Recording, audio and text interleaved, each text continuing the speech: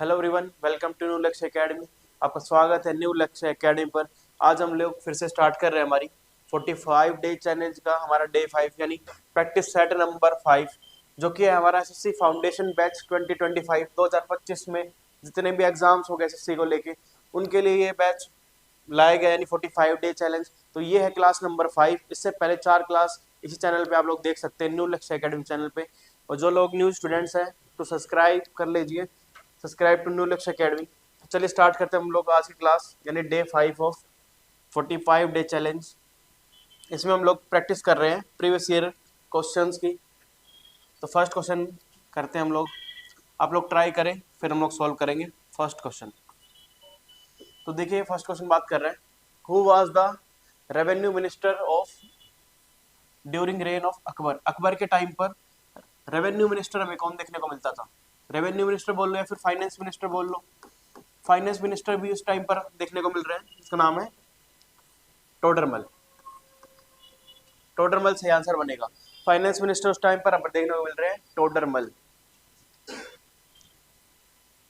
अकबर का रेन आपको बताना चाहिए। अकबर किंग बने थे 1556 से लेकर 1605। 49 ईयर्स का इनका टाइम पीरियड था अकबर। और 13 साल की उम्र यानी 13 ईयर्स में किंग बनते हैं। कहाँ पर बनते हैं ये इंपॉर्टेंट है, पंजाब में। पंजाब में एक जगह है जिसका नाम है कालानौर। कालानौर, यहाँ पर कोरोनेशन हुआ था अकबर का एट द एज ऑफ 13। 13 साल की उम्र में राजा बने अकबर, पंजाब कालानौर नाम की जगह पर। इनके जो फाइनेंस मिनिस्टर यानी रेवेन्यू मिनिस्टर इनका नाम है टोडरमल। टोडरमल लेके आते हैं एक सिस्टम जिसका नाम था दहसाला। दहसाला सिस्टम या फिर इसको बंदोबस्त सिस्टम भी बोलते हैं, जब्ती सिस्टम भी जानते हैं इसको हम लोग, इसके नाम से हम इसको जानते हैं जब्ती सिस्टम के नाम से। जब्ती सिस्टम, बंदोबस्त सिस्टम या फिर दहसाला सिस्टम, ये इंट्रोड्यूस करा गया by finance minister of Akbar यानी टोडरमल के द्वारा। दहसाला सिस्टम टोडरमल लेके आते हैं, पर राजा जो किसको क्रेडिट दिया जाता है वो है अकबर के द्वारा लाया गया Dahsala system, recommended by Todarmal. इसमें क्या होता था? ये था tax according to land. Tax according to land, जिस तरीके की भूमि होगी उस तरीके से टैक्स लिया जाएगा। टैक्स अकॉर्डिंग टू लैंड, दहसाला। और यहाँ पर जो लैंड है उसको एनालाइज करा जाएगा 10 ईयर्स के लिए, 10 सालों के लिए उसको एनालाइज करा जाएगा। इसलिए इसका नाम भी दहसाला पड़ा। 10 सालों के लिए वो लोग एनालाइज करते हैं लैंड को। इसके अंदर 4 टैक्सेस थे, 4 लैंड टैक्सेस थे, वो आपको बताने चाहिए चारों ही। मैं आपको नाम बताता हूँ। 4 टैक्स आपको याद होने चाहिए। पलाज, परोती, पलाज परोती,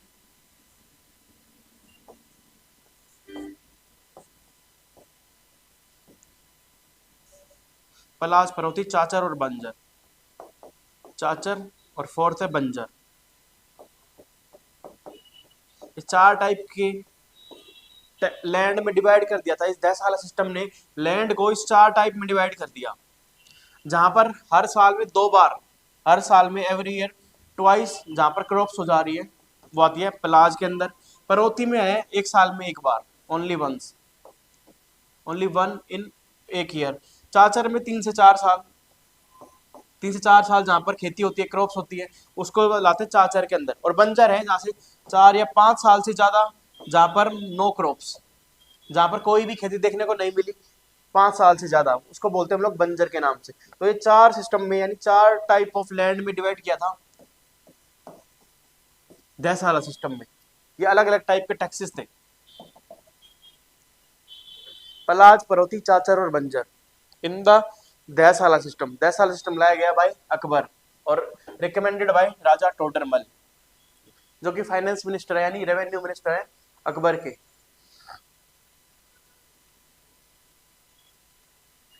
बाकी नाम भी आपको पता होना चाहिए तानसेन के बारे में। तानसेन इनके टाइम पर म्यूजिशियन थे, musician, musician eight the time of Akbar. इनका रियल नेम आपको पता होना चाहिए, इनका रियल नाम है रामतनु पांडे।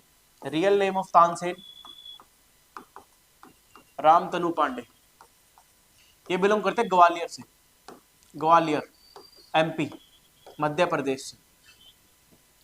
तानसेन। और तानसेन कौन सा इंस्ट्रूमेंट बजाते तो आपको बताना चाहिए, रुद्रवीणा।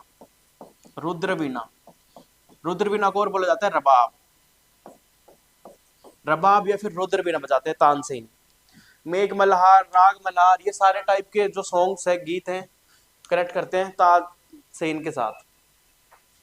ओके, नेक्स्ट क्वेश्चन चलते हैं हम लोग। अगला क्वेश्चन बात कर रहे हैं, by which of the following state government इस तानसेन, तानसेन के ऊपर ही सवाल आ गया है, तानसेन म्यूजिक फेस्टिवल ऑर्गेनाइज किया जाता है। कौन सी स्टेट गवर्नमेंट के द्वारा तानसेन म्यूजिक फेस्टिवल ऑर्गेनाइज किया जाएगा? और आपको जब पता, मैंने आपको बताया कि जो तानसेन है वो ग्वालियर का रहना से, ग्वालियर से बिलोंग करते हैं, यानी एमपी मध्य प्रदेश से बिलोंग करते हैं। तो ये तानसेन म्यूजिक फेस्टिवल भी किसके द्वारा ऑर्गेनाइज करा जाएगा? एमपी गवर्नमेंट यानी मध्य प्रदेश गवर्नमेंट के द्वारा ऑर्गेनाइज कराया जाता है। इसका आंसर बनेगा सेकंड, एमपी गवर्नमेंट ऑर्गेनाइज कराई जाती है तानसेन म्यूजिक फेस्टिवल। तानसेन के बारे में आपको पता होना चाहिए, इनका जो रियल नेम है वो वही रामतनु पांडे, इनका real name of Ramtanu Pandey. इनको जो ये टाइटल मिला हुआ है तानसेन का, तानसेन इनका टाइटल का नाम यानी उपाधि है। इनको जो ये तानसेन का टाइटल मिला है ये दिया था राजा रामचंद्र सिंह ऑफ ग्वालियर। राजा रामचंद्र, राजा रामचंद्र सिंह ग्वालियर के राजा थे, ग्वालियर के किंग थे। इन्होंने ही रामतनु पांडे को टाइटल दिया तानसेन का। पहले जो तानसेन है ये इनकी कोर्ट में काम करते थे, राजा रामचंद्र सिंह की कोर्ट में। फिर बाद में ये लोग, तानसेन को इनवाइट किया गया अकबर के द्वारा है, फिर बाद में चले गए तानसेन अकबर की कोर्ट में। अकबर की कोर्ट में जाने से पहले ये राजा रामचंद्र सिंह की कोर्ट में थे ग्वालियर में, फिर उसके बाद ये चले जाते हैं अकबर की कोर्ट में। और अकबर की कोर्ट में इनको जगह मिलती है 9 ज्वेल्स में, 9 जेम्स। अकबर इनको एक टाइटल देता है तानसेन को मियाँ का, मियाँ, मियाँ तानसेन। पूछा जाए तानसेन को मियाँ का टाइटल किसने दिया तो आपको आंसर करना है अकबर। और तानसेन को जो ये टाइटल मिला हुआ ये दिया गया है राजा रामचंद्र सिंह ऑफ ग्वालियर के राजा।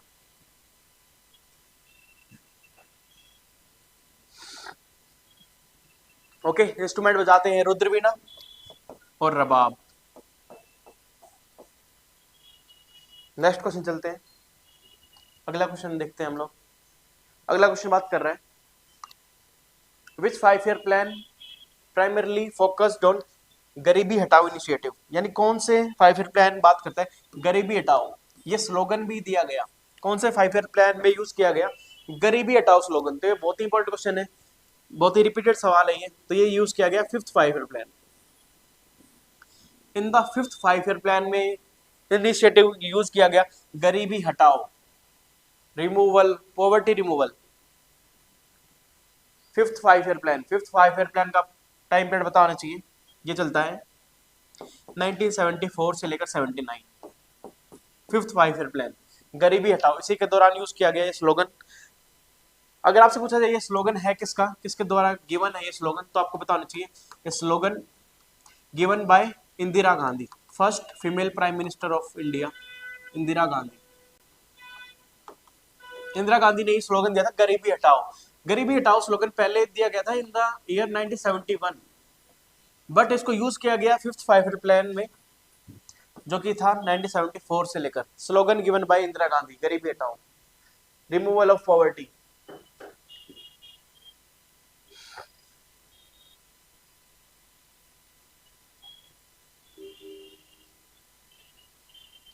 सेकेंड 5 ईयर प्लान का टाइम पीरियड है 1956 से लेकर 61 तक, जो कि फोकस था इंडस्ट्रियलाइजेशन को लेके, इंडस्ट्रीज को लेके।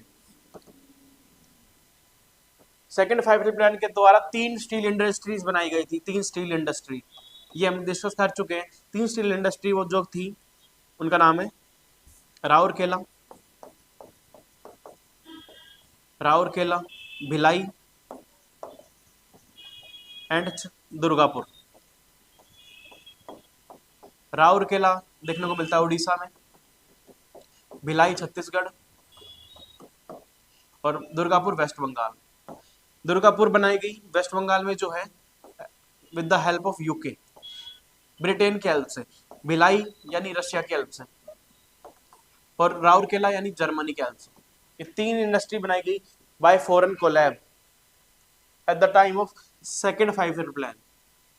थर्ड 5 ईयर प्लान का टाइम पीरियड आपको बताना चाहिए 1961 से लेकर 66 तक।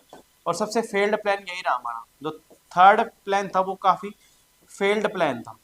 इससे पहले जो 2 5 ईयर प्लान आए थे वो सक्सेसफुल रहे थे हमारे। फोर्थ 5 ईयर प्लान का टाइम पीरियड आपको बताना चाहिए 1969 से 74।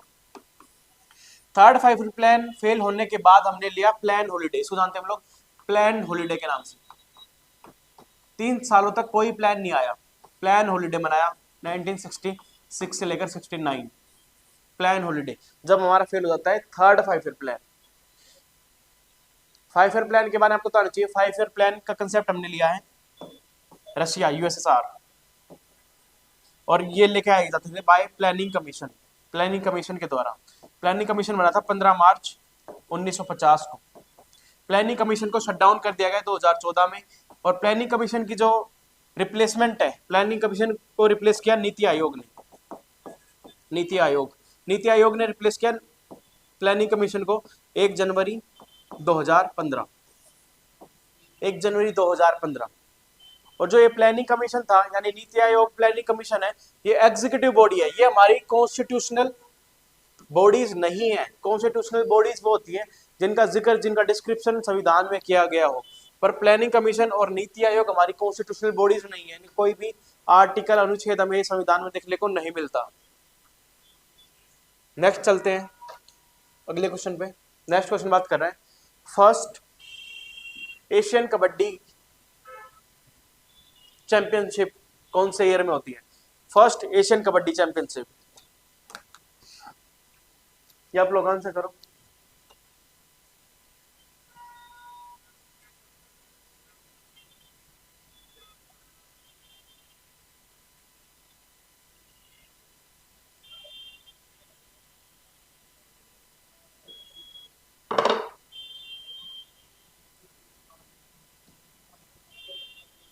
इसका आंसर, इसका राइट आंसर है फर्स्ट एशियन कबड्डी चैंपियनशिप हमें देखने को मिली इन द ईयर 1980 1980 में। ये स्टैटिक क्वेश्चन है और ये आपके जो प्रीवियस ईयर क्वेश्चन है उसमें आ चुका है। जो अभी रिसेंटली सीजीएल एग्जाम हुआ उसमें क्वेश्चन आया था, सीजीएल 2024 का जो प्री एग्जाम है उसमें क्वेश्चन आया था। इसका सही आंसर बनेगा 1980।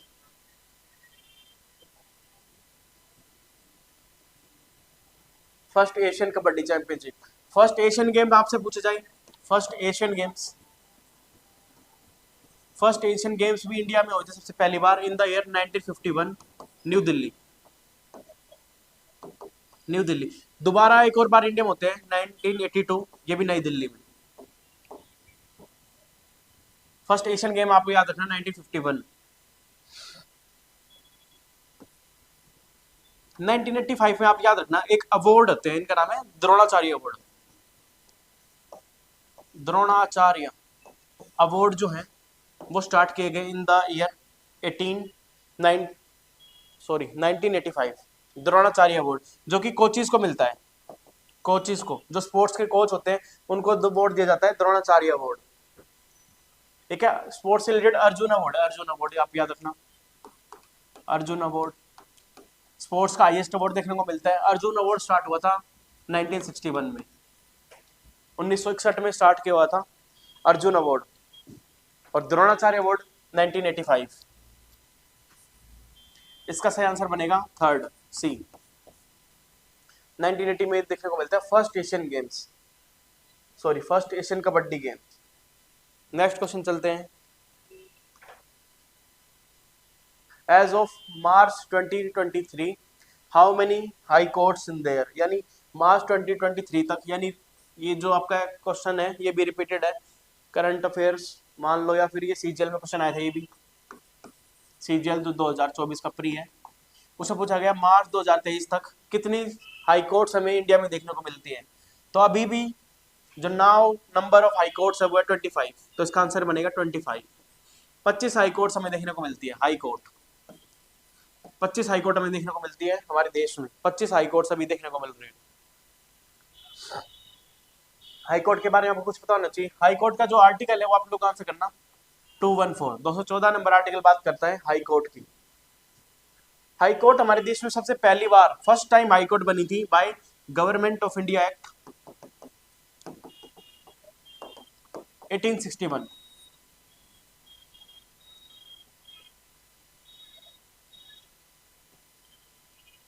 गवर्नमेंट ऑफ इंडिया फिर रेगुलेटिंग एक्ट ऑफ 1861। सबसे पहली बार हाई कोर्ट, 3 हाई कोर्ट हमारे देश में बनी थी, तीनों हाई कोर्ट आपको याद रखनी है, जो कि अगले साल बनती है। एस्टेब्लिशमेंट होती है अगले साल 1862, एस्टेब्लिशमेंट होती है अगले साल 1862। 3 हाई कोर्ट सबसे पहली बनती है कलकत्ता, उसके बाद बॉम्बे और थर्ड बनती है मद्रास। 3 हाई कोर्ट स्टार्टिंग में, सबसे पहली हाई कोर्ट हमें देखने को मिली है Calcutta high court in the year 1862 bye regulating या फिर government of India act 1861। 3 high court हमें देखने को मिली लगातार इसी ईयर में, सबसे पहले कलकत्ता, फिर बॉम्बे, फिर मद्रास। उसके बाद एक प्रांतीय हाई कोर्ट बनती है, वो याद रखना आप लोग, 1866 Allahabad high court. Allahabad high court देखने को मिली हमें। और आज के टाइम पर 25 हाई कोर्ट हमें देखने को मिलती है इंडिया में, 25 हाई कोर्ट हमें देखने को मिलती है। हाई कोर्ट की जज की मैक्सिमम एज हो सकती है 62 या फिर 5 इयर्स।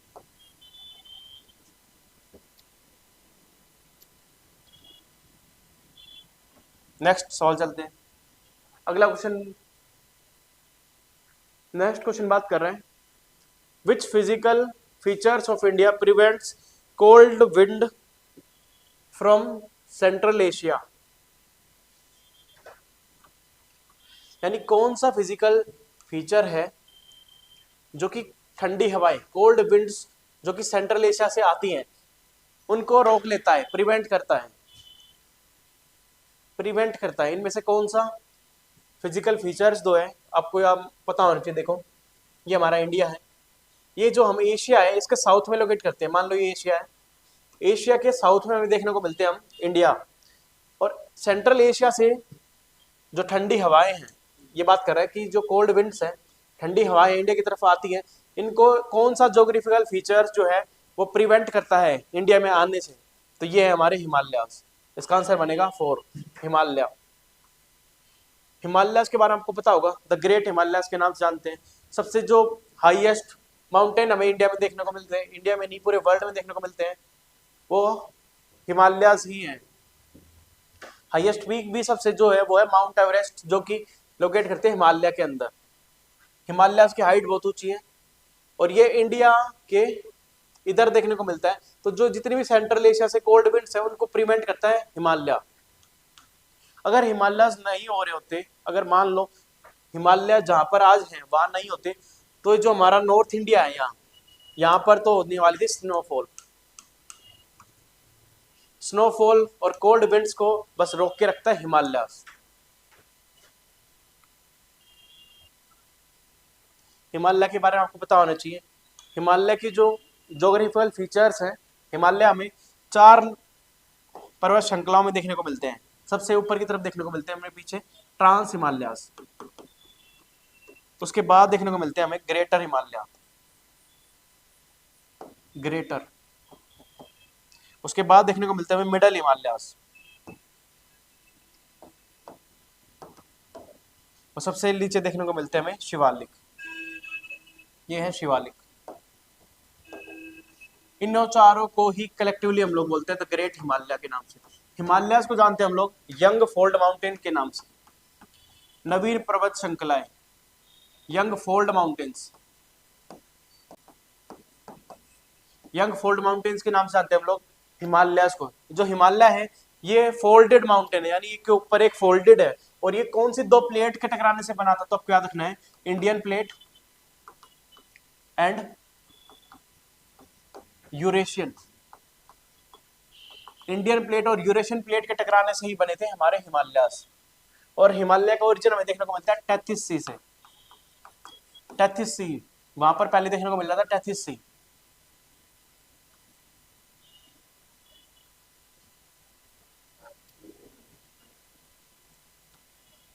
हिमालय की जो रेंज देखने को मिलती है हमें नो वेस्ट से लेके ईस्ट में, तो वो आप लोग याद रखो ऐसे फैले हुए हैं करीब 2400 किलोमीटर।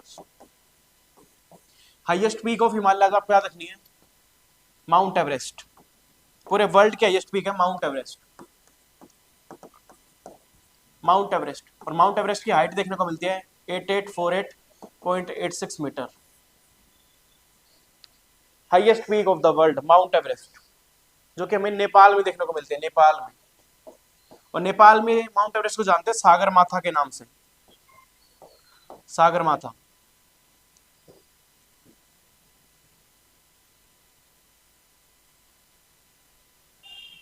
ओके, हम लोग चलते हैं नेक्स्ट क्वेश्चन पे। नेक्स्ट क्वेश्चन देखते हैं, बात कर रहा है कौन सा आर्टिकल, इनमें से कौन सा आर्टिकल बात करता है organisation of village panchayat. Organisation of village panchayat, village panchayat का आर्टिकल बात करता है आर्टिकल 40। आर्टिकल 40 जो कि है डीपीएसपी का पार्ट। डीपीएसपी यानी directive principle of state policies, राज्य के नीति निर्देशक सिद्धांत। डीपीएसपी हमने बोरो करा था आयरलैंड के संविधान से, आयरलैंड कॉन्स्टिट्यूशन से। डीपीएसपी, डीपीएसपी का आर्टिकल आपको बताना चाहिए कि आता है पार्ट 4 के अंदर, यानी भाग 4 में देखने को मिलता है डीपीएसपी। और आर्टिकल 36 से लेकर 51, आर्टिकल 36 to 51 बात करते हैं डीपीएसपी की। उनमें से देखने को मिलता है हमें आर्टिकल नंबर 40। आर्टिकल 40 बताता है हमें ऑर्गेनाइजेशन ऑफ विलेज पंचायत, यानी पंचायतों के अंदर, सॉरी विलेज के अंदर पंचायतों का गठन। आर्टिकल नंबर 40 जो कि है डीपीएसपी का पार्ट। पंचायत के बारे में आपको कुछ बातें पता होनी चाहिए। आपको पता होना चाहिए कि पहली स्टेट कौन सी थी जहां पर पंचायत आई। तो फर्स्ट स्टेट थी राजस्थान। राजस्थान पहली स्टेट जहां पर हमें पंचायत देखने को मिली। राजस्थान में भी डिस्ट्रिक्ट है, उसका नाम याद रखना आप लोग, नागौर। राजस्थान का नागौर डिस्ट्रिक्ट। और सेकंड स्टेट बनती है आंध्रा, आंध्र प्रदेश। First Rajasthan, second Andhra Pradesh. उसके बाद बहुत सारी कमिटीज बनी, फिर एक संविधान संशोधन हुआ जिसका नाम है 73rd कॉन्स्टिट्यूशनल अमेंडमेंट, 73वां संविधान संशोधन 1992। ये हमारे संविधान में लाया जाता है और इससे ऐड होता है हमारा 11th शेड्यूल, यानी 11वीं अनुसूची। 11th शेड्यूल, 11वीं अनुसूची ऐड करी जाती है हमारे संविधान में। और ये बात करता है पंचायती राज सिस्टम की। पंचायती राज सिस्टम को पूरे देश में लगा दिया गया बाय 73rd कॉन्स्टिट्यूशनल अमेंडमेंट 1992। और इंप्लीमेंट होता है अगले साल, यानी 24 अप्रैल 1993 को। और हर साल 24 अप्रैल को मनाते हैं हम लोग पंचायती राज डे। पंचायती राज डे हर साल मनाते हैं हम लोग 24 अप्रैल को। इस संविधान संशोधन से 11 शेड्यूल ऐड करा गया, पार्ट 9 जोड़ा गया, पार्ट 9 ऐड करा गया, 11 शेड्यूल ऐड करा गया। पंचायती राज सिस्टम के जो आर्टिकल आपको देखने को मिलेंगे, आर्टिकल नंबर 243 ए से लेकर ओ तक। आर्टिकल 243 ए से लेकर ओ तक बात करते हैं पंचायती राज की। और पंचायत कितने सब्जेक्ट पर कानून बना सकते हैं, तो ये भी याद रखो 29 सब्जेक्ट्स पर, 29 विषयों पर कानून बना सकते हैं पंचायत।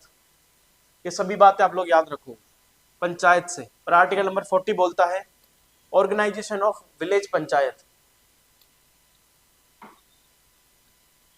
पंचायत से आपको एक कमेटी याद रखनी है, बलवंत राय मेहता कमेटी। बलवंत राय मेहता कमेटी, इसने बात करी 3 टायर पंचायत की। 3 टायर की पंचायत होनी चाहिए। 3 टायर कौन कौन से थे वो, ऐसे 3 टायर पंचायत की बात करी बलवंत राय मेहता कमेटी ने। सबसे पहले ग्राम विलेज, ग्राम यानी विलेज लेवल, फिर था ब्लॉक लेवल, और उसके ऊपर है district level. Village level, block level और डिस्ट्रिक्ट लेवल, 3 टायर पंचायत की बात करी गई भाई बलवंत राय मेहता कमेटी।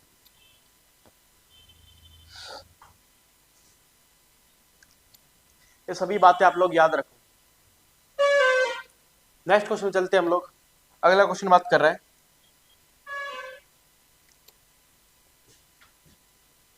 पंडित रविशंकर, सितार मेस्ट्रो पंडित रविशंकर, इनको कौन सा अवार्ड दिया गया गवर्नमेंट ऑफ इंडिया द्वारा इन 1999? 1999 में कौन सा अवार्ड दिया गया था पंडित रविशंकर को, तो इनको मिला था उससे ईयर भारत रत्न। भारत रत्न, इसका सही आंसर बनेगा भारत रत्न। पंडित रविशंकर को भारत रत्न मिला है इन द ईयर 1999। पंडित रविशंकर कौन सा इंस्ट्रूमेंट बजाते हैं, तो आपको पता होना चाहिए सितार।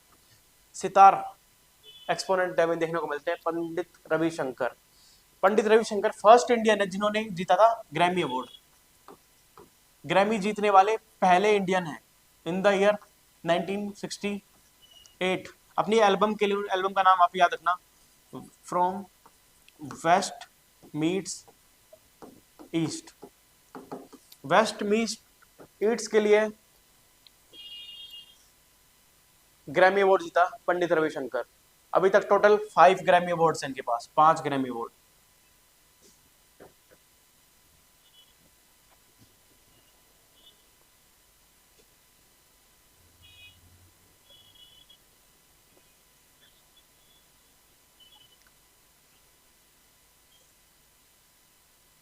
नेक्स्ट क्वेश्चन में चलते हैं। अगला क्वेश्चन बात कर रहा है, इनमें से कौन सी नदी है जो कि ट्रांस बाउंड्री बना रही है, ट्रांस बाउंड्री बना रही है between India and Pakistan. India और पाकिस्तान के बीच पर एक बाउंड्री जैसे काम कर रही है, इनमें से कौन सी रिवर, तो इसका आंसर बनेगा रावी, रावी नदी। ये क्वेश्चन भी आपका प्रीवियस ईयर, रावी नदी। रावी नदी हमें देखने को मिलती है इंडिया पाकिस्तान के बीच में बाउंड्री। रावी नदी आपके बारे में आपको पता होना चाहिए। इंडस रिवर की 5 मेजर ट्रिब्यूटरी है जो मैं आपको पढ़ा चुका हूं पहले ही, झेलम, चिनाब, रावी, ब्यास एंड सतलुज। ये 5 ट्रिब्यूटरी हमें देखने को मिलती है इंडस रिवर की, सिंधु नदी की, इंडस रिवर। उनमें से रावी रिवर है जो कि ट्रांस बाउंड्री बनाती है between India and Pakistan.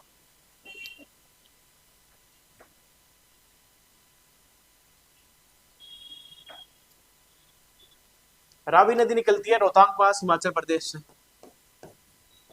Rohtang पास हिमाचल प्रदेश से निकलने वाली रिवर है रावी।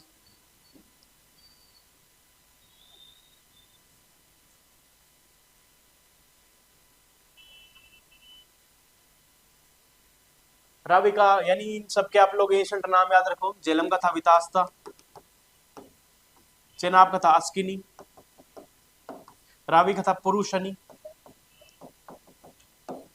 व्यास का है बिपास, सतलुज का है सतोदरी। इंडस से याद रखो, इंडिया और पाकिस्तान के बीच एक ट्रीटी हुई थी, यानी एक समझौता हुआ था, इसको जानते हैं हम लोग इंडस वाटर ट्रीटी के नाम से।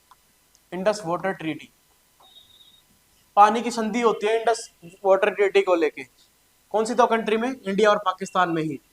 इन द 19 सितंबर 1960, 1960 को, 1960 में ये ट्रीटी होती है, संधि होती है इंडिया और पाकिस्तान के बीच। इंडिया की तरफ से थे उस टाइम के पीएम जवाहरलाल नेहरू, और पाकिस्तान की तरफ से देखने को मिले थे हमें वहां के जो गवर्नर जनरल थे अयूब खान।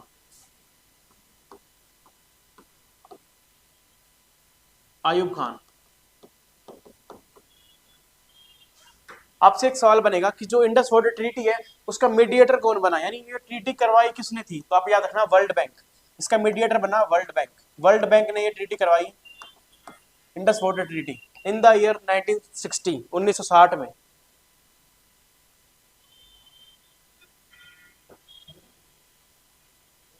नेक्स्ट क्वेश्चन चलते हैं। अगला सवाल बात कर रहे हैं,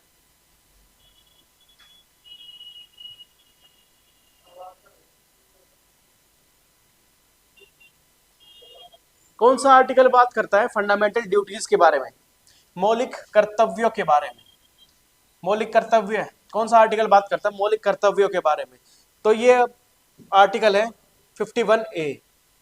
आर्टिकल 51A, आर्टिकल 51A में लिखे गए हैं हमारे फंडामेंटल ड्यूटीज, यानी ये हमारे संविधान का ओरिजिनल यानी पहले हिस्सा नहीं थे, इनको बाद में ऐड किया गया। और बाद में कौन से संविधान संशोधन से ऐड किया, तो ये है 42वां यानी 42nd कॉन्स्टिट्यूशनल अमेंडमेंट 1970 6। इस संविधान संशोधन से हमने हमारे संविधान में एक नया पार्ट ऐड किया। कौन सा पार्ट था वो? Part 4A। पार्ट 4A संविधान का भाग 4 क्या ऐड किया, और आर्टिकल था 51 का ए, जिसमें हमने 10 फंडामेंटल ड्यूटीज को ऐड करा। कितनी फंडामेंटल ड्यूटीज को? 10 को ऐड किया गया बाय रिकमेंडेशन ऑफ सरदार स्वर्ण सिंह, सरदार स्वर्ण सिंह कमेटी। सरदार स्वर्ण सिंह कमेटी के रिकमेंडेशन पे हमने ऐड करे हमारी संविधान में 10 फंडामेंटल ड्यूटीज, 10 मौलिक कर्तव्य ऐड करें। कौन से संविधान संशोधन से? आपको बताना चाहिए 1960, 1976, 42nd कॉन्स्टिट्यूशनल अमेंडमेंट। और फंडामेंटल ड्यूटीज हमने बोरो करी यूएसएसआर यानी रशिया, रशिया के संविधान से। Part 4A article number 51A बात करता है फंडामेंटल ड्यूटीज की। उस टाइम पर ऐड करी गई 10 फंडामेंटल ड्यूटीज, पर नाउ आज के टाइम पर हमें टोटल 11 फंडामेंटल ड्यूटी देखने को मिलती है। और ये जो 11वीं वाली है, इसका आर्टिकल है आर्टिकल 51A का सब क्लोज के, 11वीं फंडामेंटल ड्यूटीज, इसको ऐड करा गया बाय 86th कॉन्स्टिट्यूशनल अमेंडमेंट 2002। इस संविधान संशोधन से ऐड करी गई 11वीं मौलिक कर्तव्य, 11वीं फंडामेंटल ड्यूटी आर्टिकल 51 का के सब क्लोज। और ये फंडामेंटल ड्यूटी बात कर रही है पेरेंट्स को, गार्जियंस को ड्यूटी दी जाती है कि उनको अपने चिल्ड्रंस को, बच्चों को एजुकेशन देनी है। 11वीं फंडामेंटल ड्यूटीज। तो नाउ टोटल हमें 11 फंडामेंटल ड्यूटी देखने को मिलती है। आपको बताना चाहिए कौन से संविधान से हमने बोरो करे रशिया से, और कौन से संविधान संशोधन से ऐड करी गई है। तो 42वें, इसको जानते हैं हम लोग मिनी कॉन्स्टिट्यूशन के नाम से। 42वां संविधान संशोधन सबसे बड़ा संविधान संशोधन है, इसको जानते हैं हम लोग मिनी कॉन्स्टिट्यूशन, लघु संविधान के नाम से। इसी के थ्रू हमने मैक्सिमम चेंज करा हमारे कॉन्स्टिट्यूशन में।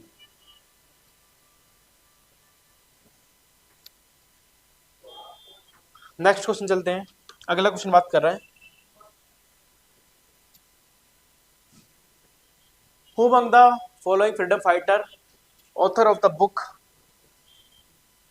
The Indian struggle. The Indian struggle नाम की ऑटोबायोग्राफी कौन से फ्रीडम फाइटर की है?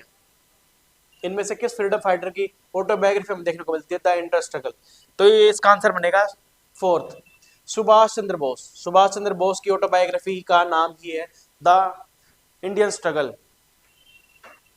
सुभाष चंद्र बोस इन्होंने ही लिखी है द इंडियन स्ट्रगल नाम की ऑटोबायोग्राफी। बहुत ही इंपॉर्टेंट पर्सन, आपको पता होना चाहिए इनकी ऑटोबायोग्राफी का नाम द इंडियन स्ट्रगल। इन्होंने 2-3 स्लोगन दिए जैसे कि दिल्ली चलो, दिल्ली चलो, तुम मुझे खून दो मैं तुम्हें आजादी दूंगा, जय हिंद, जय हिंद, तुम मुझे खून दो। ये सभी slogans given by Subhash Chandra Bose. Subhash Chandra Bose के बारे में आपको बताना चाहिए इन्होंने संभाली थी INA, Indian National Army. INA के सोल्जर यानी आईएनए के प्रेसिडेंट बनते हैं सुभाष चंद्र बोस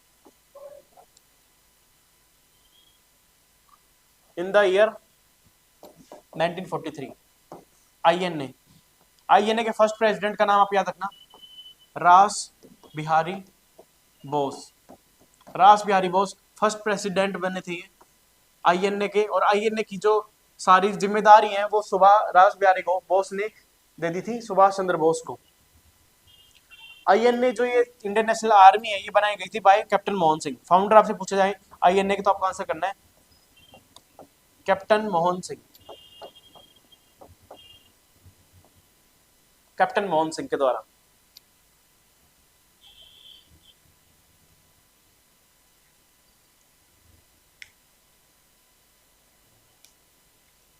महात्मा गांधी की ऑटोबायोग्राफी का नाम है my experiment with truth. My experiment with truth, सच्चाई के साथ।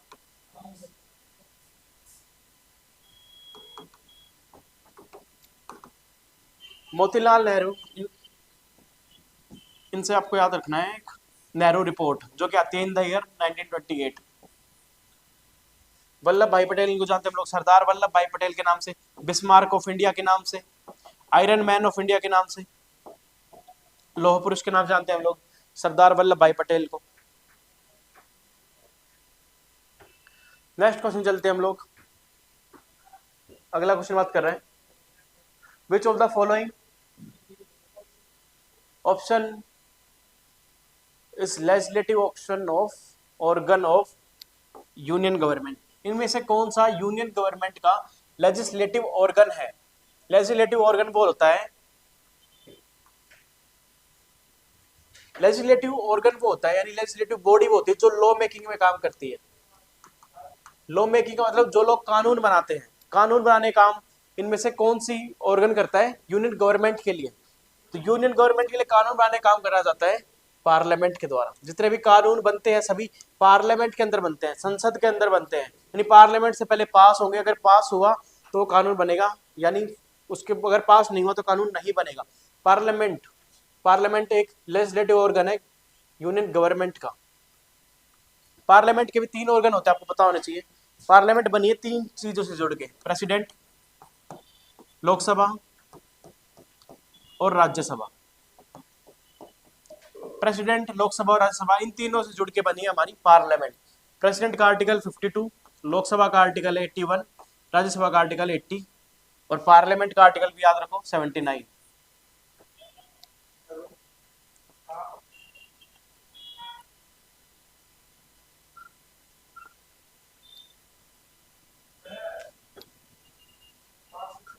लोकसभा का मेंबर बनने के लिए मिनिमम एज जो है वो आपको याद रखनी है 25, 25 साल उम्र चाहिए अगर आपको मेंबर बनना है लोकसभा के लिए। राज्यसभा का मिनिमम एज चाहिए 30 साल। प्रेसिडेंट बनने के लिए आपको मिनिमम एज चाहिए 35 ईयर्स।